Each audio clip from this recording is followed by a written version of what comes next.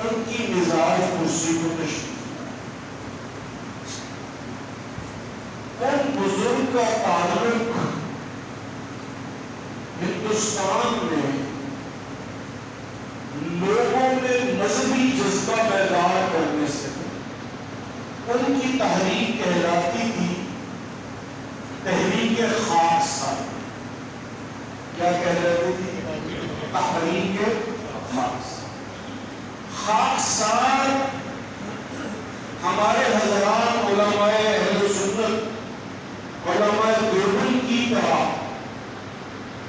خاکسار تحریک کے لوگ ہمارے حضرات علماء اہل سنت والجماعت، علماء دیوبند کی طرح انگریز اور انگریزیت کے مخالف، انگریز کے مخالف تھے اور انگریزیت،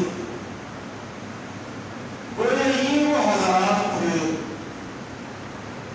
جو نہ تہذیبی طور پر کلچرلی انگریز کی ڈومینیشن کو ایکسپٹ کرتے تھے، اور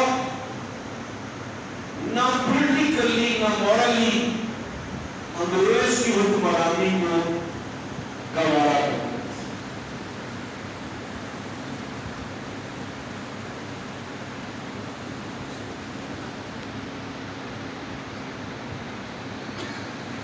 خاکسار تحریک کے منظر پر آئے، خاکسار تحریک کے جو سربراہ تھے ان کا نام نامی اس میں گرامی تھا علامہ مشرقی، علامہ علاء الدین المشرقی۔ علامہ علاء الدین صاحب متحدہ ہندوستان میں اتنے بڑے ذہن اور دماغ کے حامل تھے کہ جب وہ جرمنی میں گئے تو جرمنی کے پروفیسروں نے ریاضی میں، میتھمیٹکس میں ان کا مقابلہ کیا، اور انہوں نے جرمنی کے 12 پروفیسروں کو شکست دی۔